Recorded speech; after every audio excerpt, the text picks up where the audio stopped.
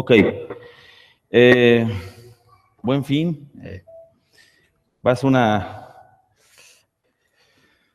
que ser muy sabios en el Buen Fin, es lo que estaba diciendo Eric. Estoy muy de acuerdo con eso, ¿no? No podemos meter la prédica al Buen Fin, tendría que, ya lo vas a ver, con calzador meter la dinámica del Buen Fin y no va a ser imposible, pero la recomendación es que el mejor fin siempre es el que estamos con Cristo.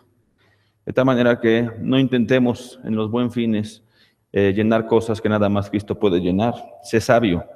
Pero también te lo digo, si tú necesitas algo y ves una buena oferta y todo, también dice la palabra que te deleites en eso. Así que nada más hay que ser sabios. ¿Cómo están? ¿Bien? Ok. Tenemos ahí como una cuestión de tiempo. Si alguien no tiene Biblia, por favor, alza la mano. Se supone que si todos somos de casa, todos tendríamos que traer Biblia. Allá falta uno. ¿Quién más? ¿No más? Listo.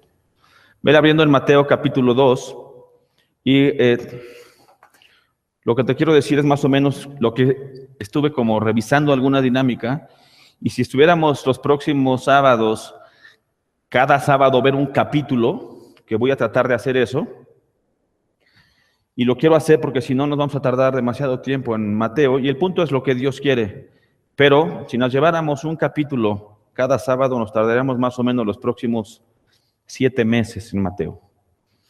Entonces todavía es una jornada larga y sí me interesa mucho que puedan ir teniendo como el contexto del libro y es más fácil a veces algunas divisiones, entendiendo que las divisiones que tú encuentras, los números de capítulos y de versículos, estos no son inspirados por Dios.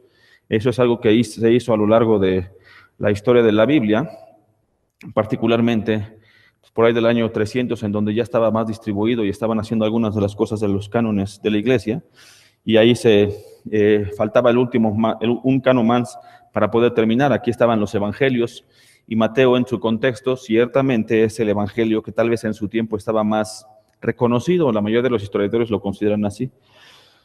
Como vamos a ver todo el capítulo, no te voy a pedir que te pongas de pie, lo voy a leer yo junto contigo, para ir encontrando algunas cosas y después ya nos vamos a meter en la porción.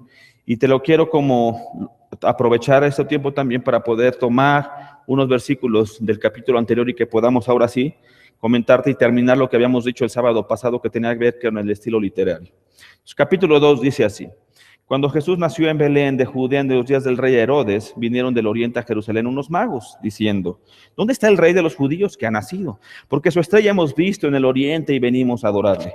Oyendo esto, el rey Herodes se turbó y toda Jerusalén con él. Y convocados todos los principales sacerdotes y los escribas del pueblo, les preguntó dónde había de nacer el Cristo. Y ellos le dijeron: en Belén de Judea, porque así está escrito por el profeta. Y tú, Belén, de la tierra de Judá, no eres la más pequeña entre los príncipes de Judá, porque de ti saldrá un guiador que apacentará a mi pueblo Israel. Entonces Herodes, llamando en secreto a los magos, indagó de ellos diligentemente el tiempo de la aparición de la estrella. Y enviándolos a Belén, dijo: Id allá y averiguad con diligencia acerca del niño, y cuando la halléis, hacedmelo saber, para que yo también vaya y le adore. Ellos, habiendo oído al rey, se fueron, y aquí la estrella que habían visto en el oriente iba delante de ellos, hasta que llegando, se detuvo sobre donde estaba el niño. Y al ver la estrella, se regocijaron con muy grande gozo. Y al entrar en la casa, vieron al niño con su madre María, y postrándose lo adoraron, y abriendo sus tesoros, le ofrecieron presentes, oro, incienso y mirra. Pero siendo avisados por revelación en sueños que no volviesen a Herodes, regresaron a su tierra por otro camino. Después que partieron ellos, he aquí un ángel del Señor apareció en sueños a José y dijo: Levántate y toma al niño y a su madre y huye a Egipto, y permanece allá hasta que yo te diga, porque acontecerá que Herodes buscará al niño para matarlo. Y él, despertando, tomó de noche al niño y a su madre y se fue a Egipto, y estuvo allá hasta la muerte de Herodes, para que se cumpliese lo que dijo el Señor por medio del profeta, cuando dijo: De Egipto llamé a mi hijo. Herodes entonces, cuando se vio burlado por los magos, se enojó mucho, y mandó matar a todos los niños menores de 2 años que había en Belén y en todos sus alrededores, conforme al tiempo que había inquirido de los magos. Entonces se cumplió lo que fue dicho por el profeta Jeremías, cuando dijo: Voz fue oída en Ramá, grande lamentación, lloro y gemido, Raquel, que llora a sus hijos y no quiso ser consolada porque perecieron. Pero después de muerto Herodes, he aquí un ángel del Señor apareció en sueños a José en Egipto, diciendo: levántate, toma al niño y a su madre, y vete a tierra de Israel, porque han muerto los que procuraban la muerte del niño. Entonces él se levantó y tomó al niño y a su madre y vino a tierra de Israel. Pero oyendo que Arquelao reinaba en Judea en lugar de Herodes, su padre, tuvo temor de ir allá. Pero, avisado por revelación en sueños, se fue a la región de Galilea. Y vino y habitó en la ciudad que se llama Nazaret, para que se cumpliese lo que fue dicho por los profetas, que habría de ser llamado Nazareno. Padre, gracias por una noche más en esta de tu iglesia. Gracias porque nuestro corazón podemos ser nutrido a través de tu palabra. Gracias por cada una de las porciones que por miles de años, Señor, has puesto en tu palabra, para que días como hoy podamos nosotros gozarnos de algo, del cumplimiento de tus profecías, de que todo lo que tú dices y has dicho, Señor, se hará. Y esa es la esperanza más grande, porque en tu palabra también vienen porciones que nos deleitan y que nos dan la esperanza de la vida eterna. Confiamos en eso y esta noche es para tu gloria. En el nombre de tu Jesús. Amén. Ok. Capítulo 2 del Evangelio de Mateo. Vamos a recapitular algunas cosas del capítulo 1. En el capítulo 1, los primeros versículos tenía que ver con la genealogía, y como comentábamos el sábado pasado, a partir del versículo 18 hasta terminar literalmente el capítulo 2, el estilo literario en el original cambia. De tal manera que ya no es una lista de genealogías, sino se transforma a un estilo de profecías y de cumplimiento de profecías. Hay 66 libros en el mundo, más o menos, que dicen las personas o los autores que son inspirados por Dios. Hay muchos, ¿eh? Pero, a diferencia de esos 66, dentro de esa categoría están los libros proféticos. Pero, dentro de esos libros proféticos hay una categoría en donde hay porcentajes de cumplimiento de profecías. El 25% de tu Biblia son profecías. Quiere decir que 1 de cada 4 versículos es una profecía. Es altísimo el número de profecías. Y la diferencia entre este y todos los demás que dicen que son de profecías es que los demás libros de profecías dicen, dijo tal, ¿no? Por ponerte un ejemplo, hace poco estaba revisando con algunas cuestiones de las votaciones y todo lo demás en la palabra, etcétera, etcétera, algunas porciones. Y estaba haciendo la comparación entre lo que dice la Biblia de que está ocurriendo en el mundo y lo que dicen los profetas que el mundo considera, ¿no? Como Nostradamus, tal vez uno de los más conocidos. Y entonces Nostradamus decía algunas cuestiones de Trump, pero si tú lees la porción cuando estaba ahí, lo que dice Nostradamus, a lo que interpretan que dice Nostradamus, pero no hay modo de que el método inductivo te llevara a eso. O sea, tú lees lo que dice y no se entiende nada de la profecía. Pero cuando nosotros vamos aquí, y vamos a tener hoy una porción en donde vamos a revisar las profecías, el método inductivo y algunas cuestiones las vamos a poder determinar. Hoy, a diferencia de la vez pasada que hicimos, que tomé una porción y que Dios, por alguna manera, el mensaje de la semana pasada estuvimos viendo algunas cuestiones matrimoniales, literalmente hoy sería un sermón de apologética. Vamos a tratar de ver cuáles son las profecías que ha dicho aquí y cómo es que ese cumplimiento se pueden dar o no, para poder nosotros determinar que la palabra es verdad. Y lo que te tengo que decir hoy es que no va a ser fácil algunas cosas, porque a veces, en términos del cristianismo, nosotros agarramos porciones, aquí dice, y sí, pero tú y yo también tenemos que revisar las cosas que dice, eso lo dice la propia palabra. Y hay unas porciones en lo particular, de lo que vamos a ver hoy, que no va a estar fácil la interpretación. Y entonces algunas cuestiones de apologética, de poder decir, el cumplimiento de la Escritura, el cumplimiento, para que no seamos una iglesia en donde no tengamos ese sustento que de verdad digamos, aquí dice en la palabra. ¿Sí estoy claro con eso? Entonces, vamos a entender algunas de las cosas de cómo Mateo quiso hacer algunas cosas. Vamos a estar revisando algunos versículos. Espero que no se te haga una noche cansada, porque sí vamos a tomar varias porciones de la palabra, pero más bien ve tomando incluso después un poco de apuntes, porque te va a servir para poder un día, si alguien te pregunta, oye, ¿por qué? Es una de las porciones más conocidas de la palabra en Mateo, es el nacimiento de Jesús. El próximo mes vas a estar viviendo esto en tu casa en Navidad. ¿Estamos? A partir de ahí vienen un montón de cosas que el mundo está haciendo. El 6 de enero se celebra en México, ¿los qué cosa? ¿Los Reyes qué? Magos. Y ahorita vamos a leer en la porción, porque yo leí varias veces que dice magos, pero no dice que sean reyes. ¿Estamos? Pero para acá México, no, los Reyes Magos y no sé qué, y etcétera, etcétera, etcétera. Entonces, esto es el nacimiento de Jesús. En 2 de Samuel, capítulo 7, 2 de Samuel, Antiguo Testamento, antes de 1 y 2 de Reyes, en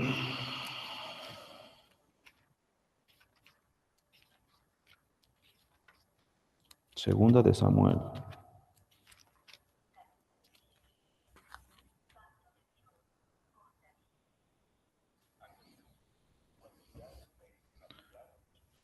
Pásame el mío también. Pásamelo, está en la bolsita. Está chévere, que miedo mi tiempo. Sí, pásamelo, en serio. En la de esta, ándale. Voy a checar mis tiempos, si no, con la porción de hoy va a ser una complicación. ¿Ya estamos ahí? 2 de Samuel, capítulo 7, versículo 12. Está hablando de David, son los tiempos de David. ¿Estamos?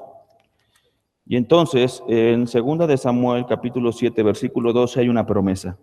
Dice, y de ahí al 16, pero nada más voy a leer un versículo también por cuestiones de tiempo. Y cuando tus días sean cumplidos y duermas con tus padres, yo levantaré después de ti a uno de tu linaje, el cual procederá de tus entrañas y afirmará su reino. Él edificará casa a mi nombre y yo afirmaré para siempre el trono de su reino. Yo le seré a él padre y él me será a mí hijo. Y si él hiciere mal, yo le castigaré con vara de hombres y con azotes de hijos de hombres. Esta es una promesa en 2 de Samuel, en donde dice, si tú y yo fuéramos judíos en el contexto, que el Mesías tendría que nacer de la casa de David. Cuando se presenta la genealogía en el capítulo 1 del libro de Mateo, por eso dice, hijo de David, y toda la genealogía cumple esta promesa. Pero para terminar la porción pasada del sábado pasado, vete a Isaías, más o menos está como un poquito más adelante, Isaías también, capítulo 7, y no ves intentar sacar ahí como, no, pues es que los dos capítulos y los nombres, número 7, y no tiene nada que ver eso. Isaías, capítulo 7 también, pero ahora versículo 14. Voy a dar tiempo. ¿Estamos? Si ves que el de al lado más o menos no le hace y todo lo demás, ayúdalo. Si tú no le haces así, estás medio solo, mejor pues, póntate con alguien. ¿Ya estamos? Isaías capítulo 7, ¿sí? Ok. Fueron dos los que contestaron, pero está bien. Por tanto, el Señor mismo os dará señal. He aquí que la Virgen concebirá y dará a luz a un hijo y llamará su nombre Emmanuel. Y entonces del versículo 18 al versículo 25, todo lo que vimos el sábado pasado, en donde estábamos viendo este nacimiento divino, la primera profecía en 2 de Samuel tiene que ver con una cuestión de hombres, y decíamos que está un cumplimiento. Lo cumple ciertamente en Mateo hacia José, el padre, pero también ya habíamos visto la profecía en donde dice, de tu linaje no lo tendrás, de Josías, de tal manera que José no podría haber sido padre del Mesías en sangre, era también un cumplimiento de la profecía. Pero María también tiene esa misma sangre, de tal manera que ella sí puede, pero hay un cumplimiento de eso. Después, Isaías 7:14, la porción del 18 al 25, tiene un cumplimiento, de tal manera que él decía que iba a ser de una virgen, y en esos versículos nosotros revisamos todo el contexto histórico de cómo tanto María como José hacen cumplimiento de esta profecía, y de hecho viene en la porción y le llamarás Emmanuel, también le dice Jesús en ese sentido. Entonces, capítulo 1 es el nacimiento, uno que viene de la parte del hombre y termina con la parte divina de Jesús, pero se da el cumplimiento a estas dos profecías. ¿Estamos? Pero el estilo literario que comienza a partir del versículo 18 del capítulo 1, sí tiene varios elementos en común junto con el capítulo 2, que se encuentra un ángel y le dice, ve y haz esto. 3 veces acontece, entonces el capítulo 1 hay una parte. Segundo, se muestran 3 elementos importantes en la vida de Jesús, uno antes de que naciera en el matrimonio, uno cuando nace que tiene que ir a Egipto y otro cuando nace y tiene que pasar algunos lugares. El capítulo 2, así como lo vamos a ver hoy, presenta 4 profecías del Antiguo Testamento que tienen que ser cumplidas. Pero a diferencia del capítulo 1 que tiene que ver con nacimiento, el capítulo 2 presenta cumplimiento de profecías, pero la clave del capítulo 2 en este cumplimiento son los lugares físicos. Y hace cumplimiento a 4 lugares en especial. Está Belén, está Egipto, está Ramá y está Nazaret. Entonces, vamos a ir avanzando en esas 4 profecías para el cumplimiento. Por eso el sermón de hoy le puse como título, Dios cumple su palabra, de tal manera que podamos ver cómo nosotros, estas cosas que ocurrían hace muchísimo tiempo, iban a ser cumplidas en Cristo. Y esa es la importancia de la palabra. No había modo de que si alguien quisiera como truquear al Mesías en tiempos de Jesús, tuvo que haber cumplido demasiadas profecías para poder hacer las cosas. Pero ¿cómo le iba a saber a alguien que tenía que nacer en Belén y después de ahí lo tenía que haber llevado a Egipto y tenía que cumplir la profecía de Ramá y después tenía que cumplir algunas cuestiones de Nazaret, etcétera, etcétera, etcétera? Es demasiado. Nada más por pura cuestión geográfica que alguien pudiera dar cumplimiento a su profecía si no hubiera sido el Mesías. Porque además estaba escrito cientos de años. ¿Estamos? Entonces, capítulo 2, regrésate a Mateo ahora sí. Entramos al capítulo 2. Cuando Jesús nació en Belén, de Judea, en los días del rey Herodes, vinieron del oriente a Jerusalén unos magos. Primer contexto de los magos. Si nosotros recordamos, y lo vamos a ver pronto en un mapa, después de los tiempos de Salomón hay una división del reino y se van los de Judá y los de Israel, pero después viene son cautivos, la cautividad por los babilonios. Los babilonios tienen que ver mucho con la cultura de los persas.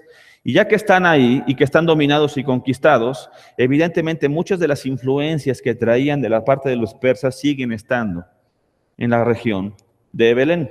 En Belén, ¿me puedes poner el mapa, por favor? Sí, digo, hay otro, porfa. Es un poco. Lo prendo, dicen, y le aprieto con eso. ¿Se ve el puntito? Ok, aquí está Jerusalén, ¿estamos? Aquí está Belén. Ahorita vamos a ver este cumplimiento. Se trata de cumplir más o menos esto. Esto se hace un caminar. No es tanta la distancia, más o menos. Son como 30 kilómetros, tal vez, dicen algunos. Yo no he estado ahí, pero dicen en términos de estudio. De aquí para acá son más kilómetros y de aquí para acá Egipto ya estamos hablando de, en millas son 175 millas, en kilómetros, ¿qué serán? Como ciento y tantos, ¿ciento qué? 50, más o menos, kilómetros. Entonces dice que vienen unos magos que tiene que ver con todos estos contextos que habían, diciendo, ¿dónde está el rey de los judíos que ha nacido? Porque su estrella hemos visto en el oriente y venimos a adorarle. Y la palabra dice que ellos desde el oriente habían visto una estrella. No tenemos ningún análisis científico de poder conocer de a qué tipo de estrellas se estaban refiriendo. Eso te lo prometo. Ya investigué, de veras hice una búsqueda, revisé varios de los estudios, o sea, un montón de cosas, pero no hay en sí mismo nada que pueda decir cómo apareció. Sí dice la palabra que apareció, pero yo no sé cuál fue la estrella. No sé si es un cometa, si no es un cometa, si está o no está. Yo creo en la palabra en que dice que apareció una estrella, como dice aquí. Algunos consideran, si fuéramos nosotros como corrientes medio esotéricas astrológicas, dirían que es la alineación de un planeta en donde se estaba apareciendo, y de veras lo consideran algunos como si fuera Júpiter, en donde se aparecía y entonces caminaba y daba la órbita de tal manera que siguiendo la órbita de Júpiter los magos lo estaban siguiendo. Pero en la palabra no podemos saber si eso es cierto o no es cierto. Dice que apareció una estrella y que con base en esa estrella ellos la vieron de oriente y entonces vinieron. Lo que sí es importante y lo que por eso es un tema de apologética este capítulo. Una cosa importante es esto. ¿Tú crees que es muy esencial demostrar cuál es la estrella? ¿Cómo? No, ¿estamos de acuerdo? Entonces, si estuviéramos así y alguien dice, no, demuéstrame cuál es la estrella, me voy a desviar del mensaje de Mateo. Te prometo que si Mateo hubiera considerado el nombre de la estrella como muy importante, hubiera estado en la palabra, pero no es lo que considera lo más importante. Lo que sí considera importante es la terminación del versículo 2. ¿A qué iban los magos siguiendo la estrella? Y venimos a adorar. Y eso sí es verdaderamente importante en el mensaje, por lo menos en este versículo. Porque tú y yo estamos haciendo referencia a que está siendo el nacimiento de el Mesías. Era una promesa del cumplimiento del Antiguo Testamento dado ¿a quién? A los judíos. Pero ¿quiénes son los que ven la estrella y que saben los primeros en respuesta de que van a ir a adorarle? ¿Judíos o gentiles? Gentiles. Es más rápida la respuesta de los no judíos que de los judíos. Esto sí es importante en el versículo 2. Vienen de otra región, no están ahí, tal vez los magos ni siquiera saben del cumplimiento de las profecías, no tenían ellos el Antiguo Testamento. Pero aún así sabían que siguiendo una estrella, diría Romanos 1, con la naturaleza bastaría para que tú pudieras ver que Dios es Dios. Eso dice Romanos 1. De tal manera que los magos, con eso están viendo, ven la estrella, ojo, no están adorando a la estrella. ¿Estamos? No es como que vayas y adores a la estrella. Ellos fueron guiados por la estrella para encontrarse con el Mesías, un cumplimiento de algo que ellos sí saben, y van a ir a adorarlo. Y si ellos le van a adorar, lo van a conseguir, porque saben que tiene una relación divina. ¿Estamos claros hasta allí? Entonces, en el contexto persa, ellos ya sabrían que, por eso dicen magos tanto, porque la palabra mago tiene que ver más con el contexto persa babilónico que estaban ocurriendo y que los judíos podían considerar muy bien. Y entonces ellos ya sabían que había una función de encontrar a Jesús y para poder adorarlo. Ese es uno de los buenos lineamientos. Y entonces, versículo 3, oyendo esto, el rey Herodes, que tiene que ver con todos los romanos y todo lo demás, se turbó y toda Jerusalén con él. Entonces, quiere decir que si los magos estaban preguntando y estuvieron en el contexto, es un versículo que nos dice mucho, pero es muy corto las cosas. No sabemos cómo lo hicieron para que entrando ellos a Jerusalén, que no era una ciudad pequeña, con los magos, tampoco está hablando de, yo no sé, porque no dice al menos esta porción, y me voy a tomar nada más la res de la porción, si realmente es Melchor, Gaspar y Baltasar. No tengo idea si uno es negro, caminaba en elefante, caballo, y uno, o sea, no dice esto aquí. Aquí nada más dice que eran magos. No dice lo demás. ¿Estamos? Y a lo mejor estoy rompiendo como los... Exacto, o sea, alguien va a terminar llorando así por él. ¿Cómo? O sea, ¿no existen? Sí. Exacto, hay que cuidar, qué bueno que los niños están en su clase y ese no sería un buen sermón. Entonces, están ahí oyendo y toda Jerusalén está turbada por las cosas. Y convocados todos los principales sacerdotes y los escribas del pueblo, les preguntó dónde había nacido el Cristo. Y ellos le dijeron, en Belén de Judá, porque así está escrito por el profeta.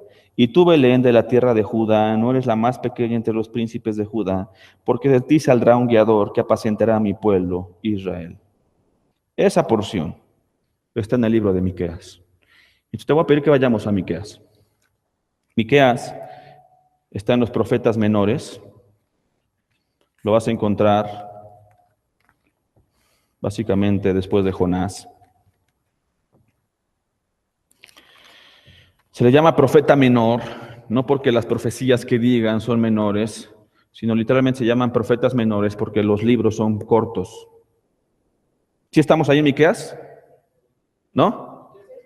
Miqueas, agárrate a Miqueas, vamos a ir al capítulo 2. Miqueas, ¿ya estamos todos? ¿Sí? Ok. Miqueas es un profeta menor. Acuérdate que en el Antiguo Testamento nosotros no están ordenados en sí mismos cronológicamente. Miqueas tiene un atributo maravilloso. Es un libro que está escrito entre el 750 y 630 antes de Cristo. Estás hablando de muchos siglos antes del nacimiento de Cristo. La importancia de Miqueas es que estaba profetizando, pero cuando estaba profetizando Miqueas, todavía los reinos no estaban en sí mismos. O sea, era una profecía porque todavía no era para los reinos divididos, sino para el norte y para el sur, o para Judá e Israel. Y una de las cosas del contexto es que dice el capítulo 2, versículo 1, hay de los que en sus camas piensan iniquidad y maquinan el mal, y cuando llega la mañana lo ejecutan porque tienen en su mano el poder.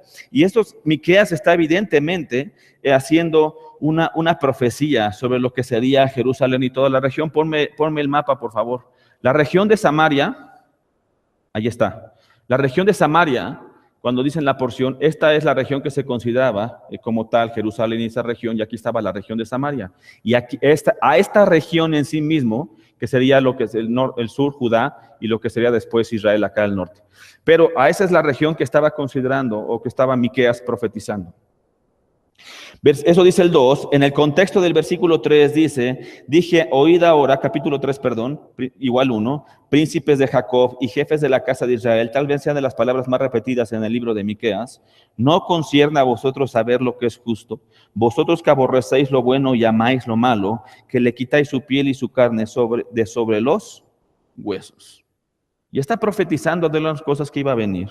Para que al final, en el contexto de cómo Miqueas estaba diciéndole a ambos, tanto al sur como al norte, que tuvieran cuidado con rechazar a las cuestiones de Dios, que básicamente es al Mesías lo que estaba diciendo, que iban a rechazarlo, etcétera, etcétera, etcétera, para literalmente cuando llegas al capítulo 5, que la profecía se cumple. Fíjate, el 5.1 es uno de los rechazos del Mesías, uno de los versículos donde se rechaza el Mesías, y el 5.2 es una profecía de Belén. 5.1, rodéate ahora de muros, hija de guerreros, nos han sitiado, con vara herirán en la mejilla al juez de Israel. Eso es lo que dice que va a rechazar a Jesús.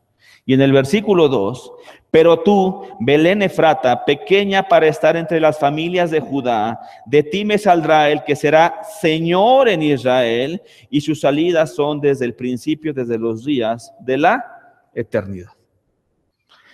Y la gente, los judíos, sabían en el contexto que tenía que nacer de Belén. Si tú regresas al libro de Mateo, cuando dice esa porción que tú y yo acabamos de leer, versículo 6, y tú, Belén, de la tierra de Judá, no eres la más pequeña entre los príncipes de Judá, porque de ti saldrá un guiador que apacentará a mi pueblo Israel. Realmente en Miqueas no dice lo segundo. ¿Estamos de acuerdo? Lo acabamos de leer. Sí dice que vendrá el Señor y que guiará, será el juez. Pero Mateo, muy Mateo, en algunas cuestiones del contexto que tiene, bajo toda la cultura que ya traía de los judíos, le agrega algunas de las características de ese juez que dice que será de Israel. Y dice que de ti saldrá un guiador que apacentará a mi pueblo Israel, que en el contexto del original tiene que ver como un pastor. Y a ti será como mi pastor, que apacentarás a mi pueblo. Y entonces hay un cumplimiento ahí, en donde dice que tiene que nacer de Belén. Y como tiene que nacer de Belén, pues evidentemente Jesús tenía que ser ahí. Ahora, ¿cómo lo hizo Dios para poder hacer que Jesús tenía que nacer en Belén en los tiempos en donde estaban con Roma? Y una de las cosas que tú y yo tenemos que hacer en términos de la historia, regresa al mapa, porfa, es que justamente en ese tiempo, si nosotros vemos antes de que naciera, ¿por qué María y José se fueron a Belén? ¿Por qué qué? ¿Te acuerdas? En donde decían que iba a haber un censo y tenían que regresar a donde literalmente eran. Y entonces ellos iban avanzando y tenían que ir ahí, porque en Roma tenían que todos saber las cosas de cómo, desde Roma esa instrucción venía. No creas que esa era desde el embajador en Israel. Los censos eran una cuestión que estaban, por lo menos en este tiempo, en el contexto de Jesús en su nacimiento, eran cuestiones que venían desde Roma en sí mismo. Y entonces ellos tenían que regresar a ciertas cosas y tenían que nacer de Belén, de esa pequeña ciudad. Pareciera que la distancia no es mucha, sí, pero ahorita es como si tú me dijeras, vámonos de aquí a Cuernavaca. No, pues hacemos tú y yo, hacemos en el carro media hora, depende de la velocidad que maneje, ¿estamos de acuerdo? Pero si tú y yo de noche, ahorita, de iglesia, nos fuéramos a Cuernavaca sin carro y nada más tenemos un burro, ¿cuánto hacemos? Con este frío. Bueno, que no necesariamente en Israel en esa época estaría en este frío, porque allá el invierno es diferente, en octubre no está tan frío. Pero las cosas cambian. Y entonces hay un cumplimiento de una profecía que viene 600 años antes de Cristo. Y la cumplen y ocupa la porción de Mateo para decir que unos magos que ya sabían que los gentiles iban a adorar. Y una de las cosas de la porción del capítulo 2 es que tú y yo tenemos que entender que si Dios cumple cada una de sus profecías, tú y yo nada más tenemos que tener una propia respuesta, que es adoración. Me voy a seguir así por algunas cuestiones. Entonces, versículo 13, ya leímos toda la porción, ya lo podrás revisar después en tu casa. Versículo 13, después que partieron ellos, he aquí, un ángel del Señor apareció, cosa que también, segunda vez que le pasa eso a José, y dijo, levántate y toma al niño y a su madre, y huye a Egipto y permanece allá, hasta que yo te diga, porque acontecerá que heredes buscar al niño para matarlo. Y él despertando, te lo había dicho la vez pasada, en original esta palabra despertando no tiene que ver como que despertó, es una acción rápida, inmediata, porque en español se diluye eso, no es un sueño. No es un sueño, lo que está diciendo el ángel, no es un sueño como, ¿te acuerdas lo que soñaste ayer? ¿Te acuerdas de todo lo que sueñas?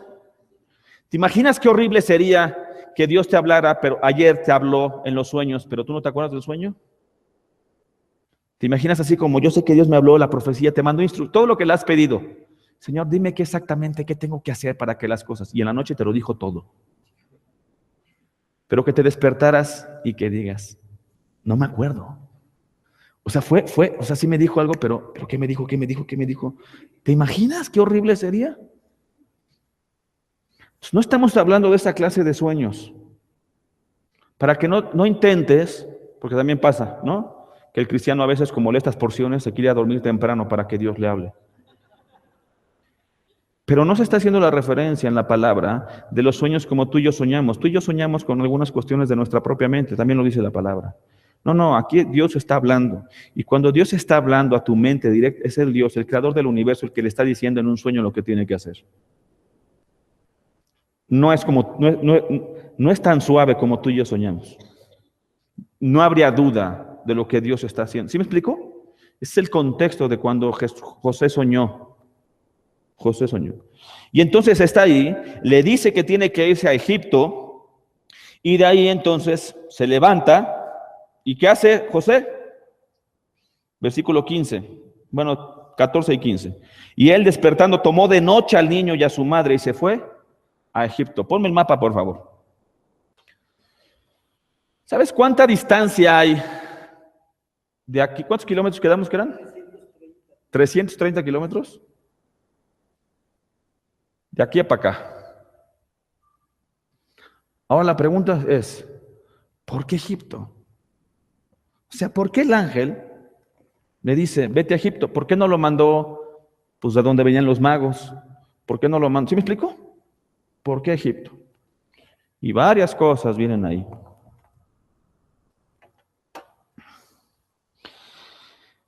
Versículo 15, y estuvo allá hasta la muerte de Herodes para que se cumpliese lo que dijo el Señor por medio de del profeta cuando dijo, de Egipto llamé a mi hijo. Eso viene en tu libro de Oseas, capítulo 11, versículo 1. Literalmente, vamos a leerlo. Y no podemos tomar estas profecías sin entender el contexto. Y por eso esta noche es como de apologética. Ya va a ser un poco medio cansado la porción, pero te la tengo que decir. Y voy a aprovechar que la iglesia es pequeña para poder hacer esto, porque si la iglesia fuera de 1000 personas, 950 se dormirían. Así que de aquí que somos como 60, pues 30 se van a dormir, pero van a escuchar más. Capítulo 11 de Oseas. ¿Estás en Oseas? ¿No? Oseas capítulo 11. Cuando Israel era muchacho, yo lo amé, y de Egipto llamé a mi hijo.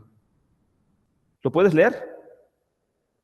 ¿Por qué te digo que es de apologética? Para que esto no sea un cristianismo chafa. No habría modo de que alguien, sin el Nuevo Testamento, leyendo Oseas capítulo 11, pudiera decirme, claro, el Mesías va a ir a Egipto. Te lo prometo, no habría modo. Oseas es un libro que, si tú lo sabes, manda literalmente al profeta Oseas a casarse con una mujer que se llama Gomer, una prostituta, y tiene un hijo. Y del nombre del hijo todavía lo que significa es, este hijo no es mío. Y así se va.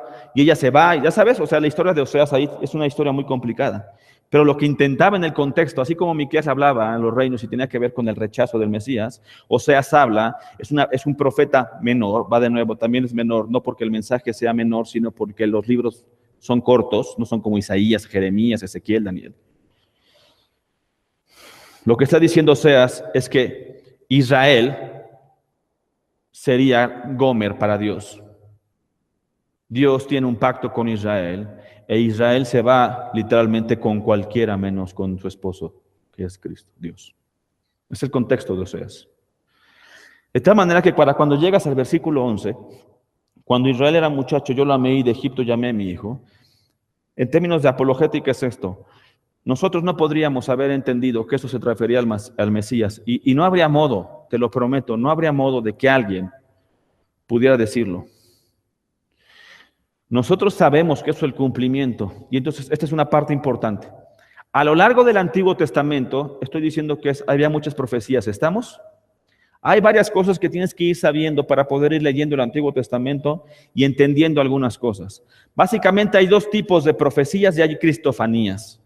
Cristofanía se le llama, o teofanía, se le llama aquella porción del Antiguo Testamento que Jesús no puede ser hombre, pero no quiere decir que no exista.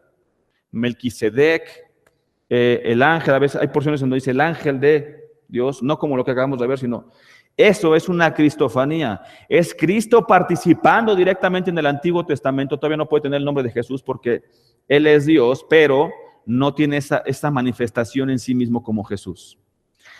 Pero aparte hay dos tipos de profecía en el Antiguo Testamento que en el contexto y en tu método cuando vayas estudiando tienes que comprender. Una es la profecía que se cumple literalmente verbal, que dice, y pasarán tanto tiempo y entonces yo haré esto. Y es una profecía verbal muy directa.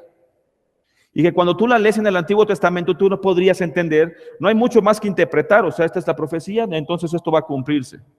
Las 70 semanas de Daniel, etcétera, son profecías verbales que están dadas ahí. Pero hay otro tipo de profecías que se le llaman tipo o de tipo. Entonces no son cristofanías, sino son tipo Cristo.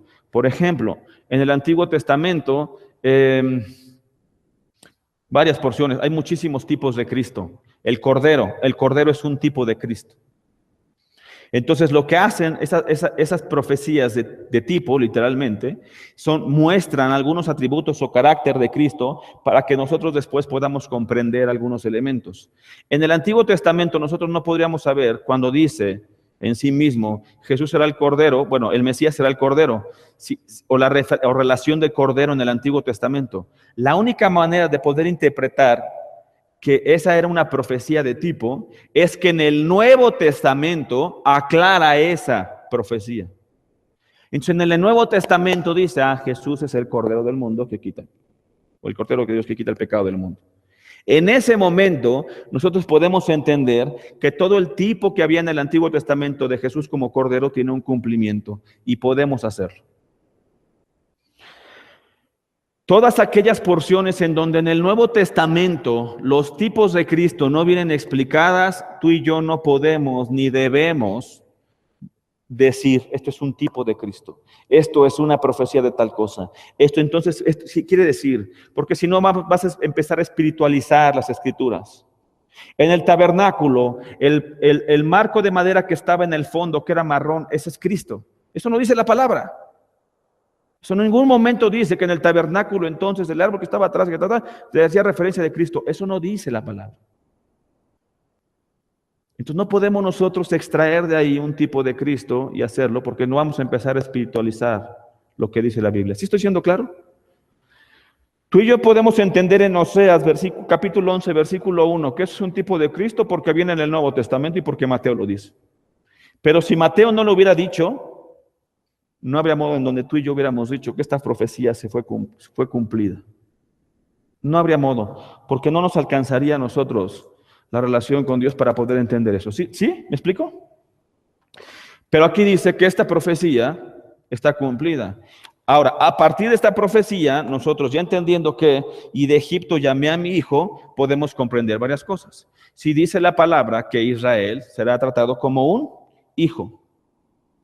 Cuando Israel era muchacho, yo lo amé y de Egipto llamé a mi hijo. Y entonces todo en el Antiguo Testamento, todo lo que le pasó al pueblo de Israel, que era un tipo de Cristo, en donde todas las pruebas que vive Israel, nosotros podemos saber que en el Antiguo Testamento estaban mostrando lo que iba a vivir Jesús.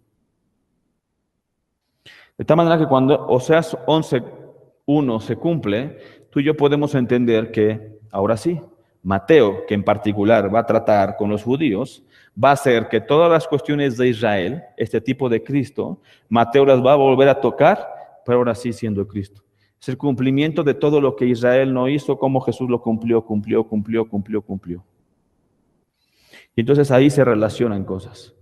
Y entonces cuando Israel estaba cautivo en Egipto y fue a través de Moisés sacado y cruzó el mar, etcétera, y se fue al desierto para entonces cruzar el Jordán y estar en la tierra prometida, nosotros podemos comprender que si Israel era un tipo, Jesús tenía que estar en Egipto y después tenía que haber hecho eso. ¿Estamos? Pero cuidado, Israel es un tipo de Cristo. Porque a veces lo que sucede es que hacen a Jesús el cumplimiento de las cosas de Israel. Y entonces sería más importante Israel que Cristo. ¿Sí me estoy explicando la diferencia? Jesús no vino a cumplir las cosas de Israel. No. Israel en toda su historia es un tipo de Cristo que falló. Pero iban a mostrar lo que Jesús, todo es cristocéntrico, iba a mostrar el camino de Jesús. De tal manera que en eso nosotros podemos saber, ahora sí regresándote a Mateo, que el segundo lugar era ser Egipto. Ahora, Egipto en el contexto tenía que ver con lo siguiente. Ciertamente el pueblo de Israel salió cautivo de Egipto. Voy a poner el mapa. ¿Cuántos años estuvo cautivo el pueblo de Israel en Egipto? 400 años. 400 años estuvo ahí. Ahora, para cuando Herodes estaban las cosas y ¿tú crees que los judíos, en términos de los romanos y todo lo que estaba ocurriendo, no huían de ahí? ¿Y se iban a dónde? Pues a Egipto. ¿Por qué? Pues si venían de ahí, ¿tú crees que no quedaron relaciones con Egipto? Por supuesto que sí. Por supuesto que sí. En el tiempo intertestamentario, que pasaron más o menos también otros 400 años, viene alguien que se llama históricamente, no viene en la palabra, pero en la historia sí viene Alejandro Magno. Alejandro Magno tuvo un imperio muy grande. Alejandro Magno era macedonio, en donde está Galacia, la iglesia en Gálatas, etcétera, Filipenses y todo eso. Todo eso estuvo conquistado por Alejandro Magno. Cuando Alejandro Magno estuvo en Egipto, él fundó una ciudad que se llamaba Alejandría, la consideraba después una de las mejores bibliotecas. Pero una de las cosas que hizo Alejandro Magno también en Egipto, la poder revisar después en temas históricos, es que armó una comunidad de judíos. Había tanto judío en Egipto que Alejandro Magno les puso un espacio para ellos. En los tiempos en donde estamos hablando ahorita en Mateo, más o menos debería de haber 1 millón, 1,5 millones de judíos en Egipto. Y entonces para cuando José, judío, va a Egipto y sí se adentra, pero iba a la comunidad, ¿iba a ser protegido o no iba a ser protegido? Por supuesto que iba a ser protegido. Secularmente nosotros sabemos también que en esa región de Egipto estaban los esenios. Y tú puedes investigar, cosa que sería interesante nada más, no que sí que lo creas, pero sí que sería interesante. Tú puedes ir a la librería Porrúa y ahí hay un libro que se llama Evangelios Apócrifos. Y dentro de los Evangelios Apócrifos está uno que es el de la infancia de Jesús. Y entonces mucha gente piensa que ciertamente Jesús estuvo con los esenios. Y no sería equivocado cuando nació. Pues porque ahí se fueron la parte de los egipcios y ahí estaban los esenios. Los esenios eran unos nómadas que estaban ahí, que eran excelentes en el desierto. Pero había cosas que son falacias en el Evangelio, pero un día lo puedes leer también para que tú tengas esa cuestión de apologética y tú puedas defender la fe diciendo de las muchas cosas que dicen que el Evangelio apócrifo de Jesús en su infancia, ¿no? Que mataba pajaritos y que de pronto un amigo lo golpeaba jugando fútbol y ¡pum! Lo mató, ¿no? Y cosas así. Entonces, sabemos que eso es falacia, pero no quiere decir que no esté escrito. Es editorial Porrúa el que edita ese libro. No creas que te le va a costar mucho trabajo en encontrarlo. No, editorial Porrúa en este país. Pero lo puedes leer. Pero es una cuestión que también, en términos históricos, esos evangelios apócrifos, no creas que tienen 30 años. No es algo de ahora. Han estado en la historia. Y tú y yo cuando revisamos la palabra y revisamos el cumplimiento de las profecías, tenemos que tomar elementos en donde también en esos cuestiones de contexto están. Los evangelios apócrifos llevan muchísimo tiempo. Hay muchos evangelios apócrifos. Hay muchas de las cosas que la palabra menciona y que no todos los profetas están. La palabra menciona, por ejemplo, que Enoc, ¿no? Como el libro de Enoc, etcétera, y ciertas sabidurías de las profecías de Enoc. Sí, pero la palabra no tenemos un libro que sea de Enoc, pero tú lo vas a encontrar en términos apócrifos también. Entonces, cuando está eso, hay un cumplimiento en donde Israel venía para acá y iba para acá, y había tenido que ser un cumplimiento en donde todo eso mostraba que tiempo después, Jesús, después de nacer, por las cosas que estaban haciendo, debido a que Herodes, y no me voy a meter hoy por tiempo, pero ya un día podrás revisar que también el cumplimiento de Herodes y cómo murió tenía que estar cumpliendo algunas de las cosas de los profetas menores, en la manera en cómo murió, y los herodianos que se llamaban en el Antiguo Testamento, terminan siendo con Herodes el cumplimiento también, mira es la venganza y cómo cuidó las cosas, ¿no? Pero eso viene desde Egipto también. Entonces hay un cumplimiento de ahí que viene en Oseas que tiene que salir de Egipto. Versículo 16, ya para darle como las últimas dos profecías. Entonces Herodes, cuando se vio burlado por los magos, se enojó mucho y mandó matar a todos los niños menores de 2 años que había en Belén y en todos los alrededores conforme al tiempo que habían querido los magos. Entonces escribió, se cumplió lo que fue dicho por el profeta Jeremías cuando dijo: voz fue oída en Ramá, gran lamentación, lloro y gemido. En Jeremías 31:15 dice esta porción. Está pesado hoy, lo sé, pero nos toca pasar por ahí. Jeremías 31:15. Así ha dicho Jehová: voz fue oída en Ramá, llanto y lloro amargo, Raquel que lamenta por sus hijos y no quiso ser consolada acerca de sus hijos porque perecieron. Es una profecía que dice Jeremías. Ramá, no está fácil encontrarla, pero ponme el mapa, porfa. En Ramá, está cerca de Belén. Pero esta porción que está haciendo referencia a Jeremías 15 viene, ahora sí ve tu libro en Génesis, capítulo 15.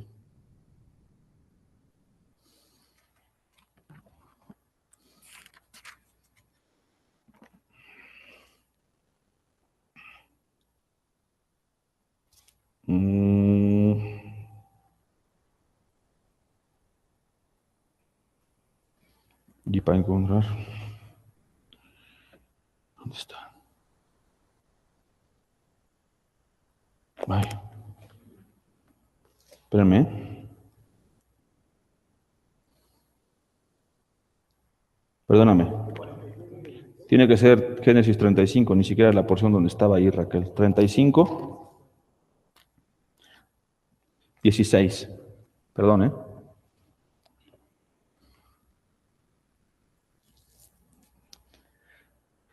Génesis capítulo 35, versículo 16. ¿Ya estamos? Después partieron de Betel y había aún como media legua de tierra para llegar a Efrata cuando dio luz Raquel y hubo trabajo en su parto. Y aconteció, como había trabajo en su parto, que le dijo la partera: no temas, que también tendrás este hijo. Y aconteció que al salírsele el alma, pues murió, llamó su nombre Benoni, mas su padre lo llamó Benjamín. ¿Qué significa Benjamín? Acuérdate que hemos visto mucho de los nombres. Hijo de mi tristeza. Eso es Benoni, y Benjamín literalmente es hijo de la mano derecha. Eso significa Benjamín, que es de donde viene la tribu de Pablo. ¿Se acuerdan? Así murió ¿quién? Raquel, y fue sepultada en el camino de Efrata, la cual es, ¿cuál? Belén. Y levantó Jacob un pilar sobre su sepultura. Esta es la señal de la sepultura de Raquel hasta hoy. Y salió Israel, implantó su tienda más allá de Migdal-edar. Hay un cumplimiento aquí. ¿Por qué Raquel? Y Raquel, después de eso, lo podrás ir viendo también.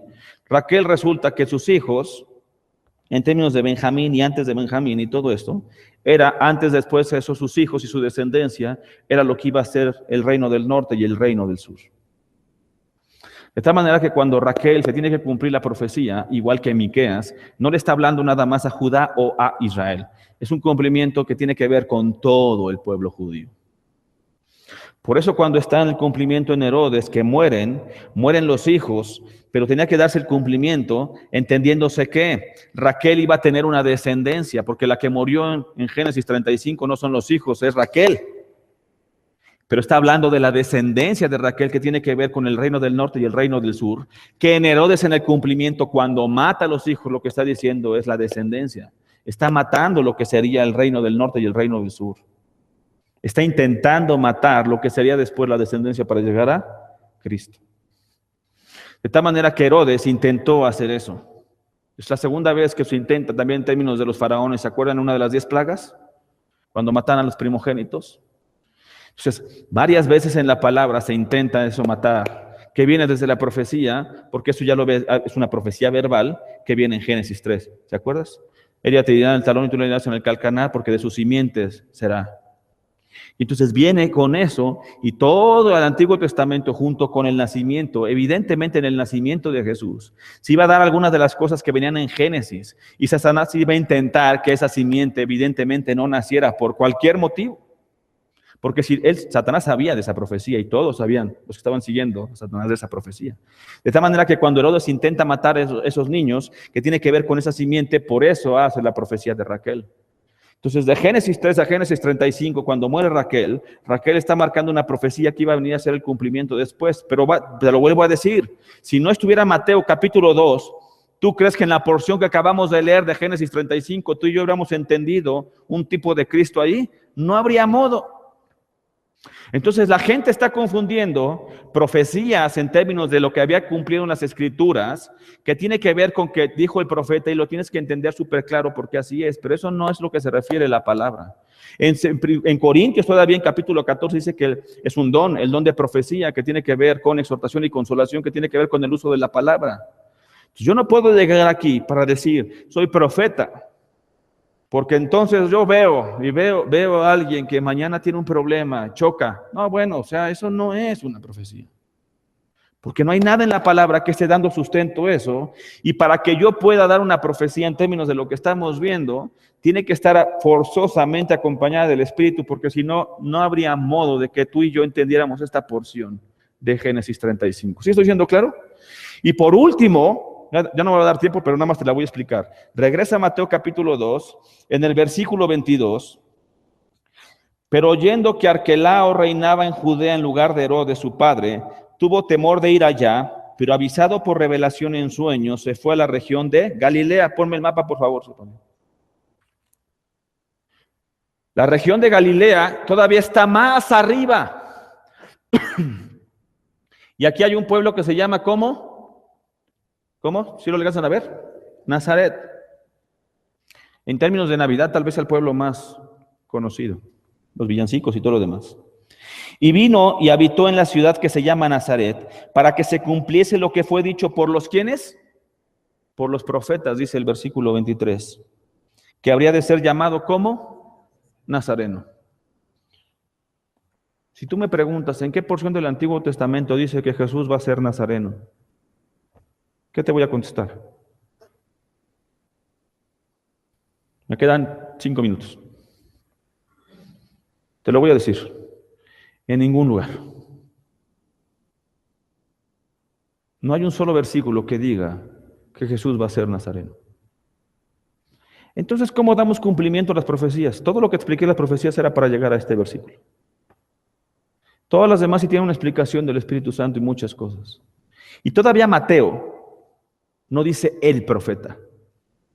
Todavía Mateo agarra en el versículo 23 y dice lo que fue dicho por los profetas, que habría de ser llamado nazareno. Los nazarenos o nazareos en el Antiguo Testamento sí la vas a poder encontrar en Jueces. Sansón es uno de ellos. Y entonces eran aquellos que desde pequeños, desde que nacen, tienen una función sacerdotal. No pueden beber, no pueden hacer ciertas cosas, no se pueden cortar el pelo, no nada más Sansón. Todos los nazareos no se podían cortar el pelo.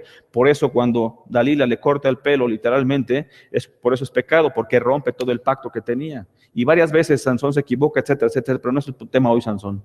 El punto es que en esta porción de la palabra dice que hay un cumplimiento de las profecías, pero que tú y yo no tenemos un solo libro en el Antiguo Testamento que podamos leer esa profecía. Entonces, ¿dónde está la apologética de esto? ¿Cómo le hacemos nosotros para defender Jesús el Nazareno? ¿Cómo le decimos eso en el cumplimiento de Mateo si en el Antiguo Testamento no viene? Por eso quiero que cuando ustedes lean la palabra, muchas de las veces cuando se hace el estudio, no nada más es como, sí lo dicen los profetas. ¿Cuáles? Los profetas, como dice Mateo.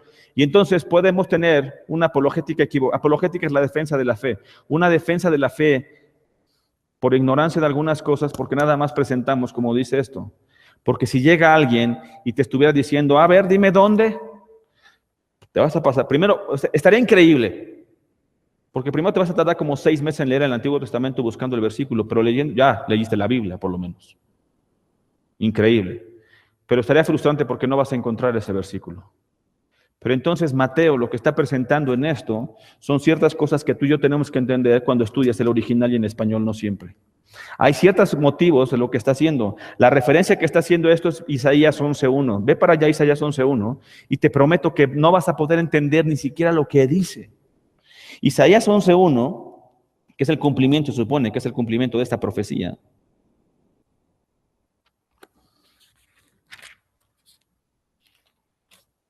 Saldrá una vara del tronco de Isaí y un vástago retoñará de sus raíces. Es el versículo que da cumplimiento cuando dice y será un nazareno. Hay varias de las cosas que podemos inferir.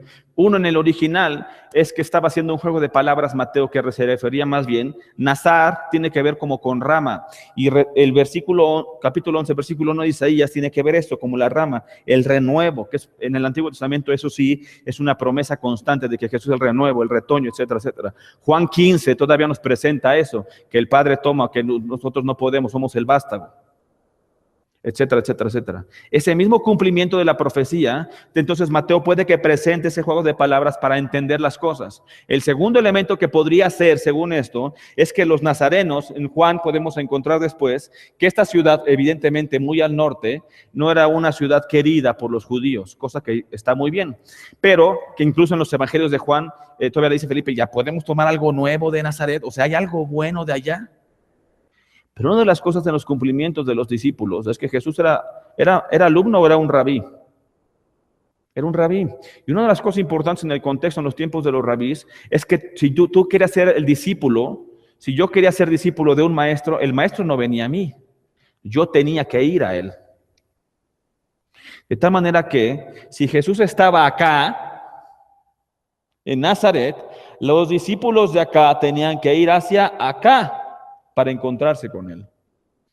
Y eso sí hay varias porciones en la palabra en donde dice después, lo encontramos en Nazaret, como si entonces los discípulos hubieran ido para allá para encontrarse con su maestro. Y en el contexto judío eso sí correspondería. Pero, honestamente, pastoralmente, es un hueco en la palabra. ¿Sabemos que dice Mateo que se cumple por los profetas? Sí. A lo mejor en el contexto de los judíos hay muchas de las cosas que ellos ya sabían y que daban por demasiado obvio que tú y yo, pasado miles de años después, hay cosas que no tenemos tan obvias, ¿no? Pero que para Mateo era como súper tranquilo, era como lo que dicen los profetas, pero ya ni lo escribo. O sea, es tan común que ya para qué lo escribo. 2000 años después tú y yo así de, ojalá lo hubiera escrito. Pero la palabra dice la verdad en muchas cosas, en el sentido de que yo tengo que encontrar la verdad de Cristo ahí. Entonces, no estoy diciendo que Mateo mintió. Lo que estoy diciendo es que yo no tengo la información para ver el cumplimiento de la verdad que está diciendo Mateo. ¿Sí estoy siendo claro con eso? La palabra no miente. No miente. Nunca. Y la original es perfecta, sin un solo error. Pero también se los he dicho. El problema es que la primera no existe. Nadie la tiene. Hay porciones de la palabra que nosotros sabemos. Hay porciones de la palabra que sabemos con versículos agregados. Este no es el caso. En los esenios, de hecho lo que estábamos hablando, ahí es donde se encontraron los rollos del Mar Muerto.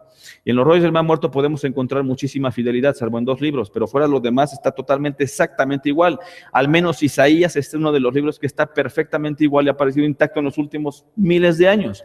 Para cuando nosotros llegamos a la porción en Mateo, en el cumplimiento de la porción de que debía ser nazareno, lo importante es que es lo mismo que nos pasó con los magos. El punto no es la estrella o si se cumple o no se cumple o no ser nazareno. Y no estoy diciendo que no se cumpla. Lo que estoy diciendo es que en este momento nosotros no tenemos el versículo para saber si esto se cumple. Si hay una diferencia apologética ahí. Porque si este versículo fuera mentira, entonces alguien podría decir que la palabra es mentira. Y no estamos diciendo eso. Lo que estamos diciendo es que al menos hoy Dios todavía no nos revela el cumplimiento de eso a través de algo. Y que seguramente, con el paso de los años y la misericordia de Dios, como ha ido sucediendo, muchas de estas porciones que a veces parecen complicadas se van revelando. Pero hay un cumplimiento de una profecía, porque aquí lo dice Mateo. Y para los tiempos de Mateo, Mateo sí dice que todos los profetas decían que iba a ser un nazareno. ¿Sí fui claro con eso? Lo importante no es, el mensaje esencial del capítulo 2 es que tanto el versículo, desde el capítulo 1 más bien, en el nacimiento de Jesús en su genealogía, hijo de David, en la divinidad de Jesús, como en el capítulo 2, hay un cumplimiento que Mateo presenta para defender y decir Jesús es el Mesías. Y él presenta el capítulo 1 y el capítulo 2 como las credenciales para decir nadie puede tener dudas de que él es el Mesías por el cumplimiento de las profecías, porque nadie podía de manera actuada cumplir todo lo que Jesús cumple. Sería imposible en los tiempos que estaba Jesús. Pero que la respuesta adecuada a eso, tú y yo somos gentiles. No somos magos, pero somos gentiles. Y nada más tenemos una sola cosa que hacer: adorar. ¿Estamos? ¿Oramos?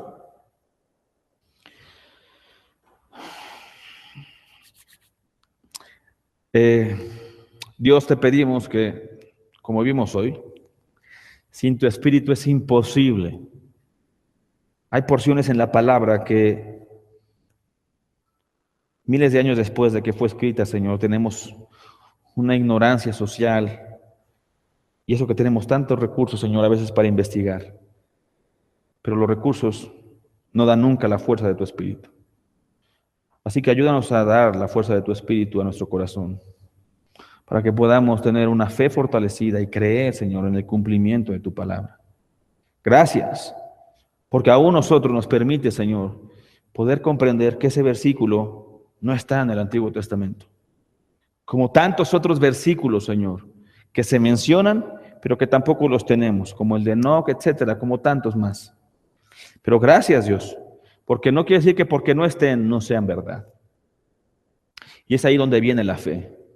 Y si unos magos creyeron simplemente por ver una estrella, y nosotros tenemos evidencia de las profecías, y tenemos una palabra, y podemos escudriñar las Escrituras, y tenemos el Espíritu, y tenemos la evidencia, y nosotros a veces respondemos con incredulidad. Ayuda, dice nuestra palabra, a transformar nuestra mente en la mente de Cristo, para poder comprender porciones como esta, para ser certeros, Señor, para poder defender la fe, estar listos en todo momento, dice tu palabra, para defenderla, sabiendo que si nos faltan cosas, no es que esté un error en tu palabra, sino en nosotros. Ayúdanos a ser sabios, danos porción de fe, y como a los magos, Señor, una cosa sí tenemos claro: eres digno de toda oración, porque sea el cumplimiento ahí, y Mateo lo presenta con todas las bases de que Jesús, tu Hijo, Señor, en la cruz es el Mesías, es el cumplimiento de todo lo que habías dicho y lo que necesitamos para volver a estar en comunión contigo. Así que, Padre, por eso queremos adorarte, y hoy toma nuestro corazón, Señor, para poder dar una respuesta a eso.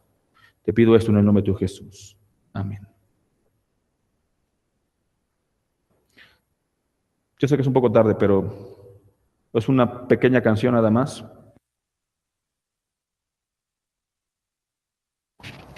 Y hay tantas cosas en la palabra que pueden ser así, que pastoralmente a veces es difícil, porque podríamos presentar un mensaje que fuera como paso sobre paso, eso, y nada más les digo igual, ¿no? Como dicen las Escrituras, ya sería responsabilidad tuya si encuentras o no encuentras el versículo, pero sí es importante el otro.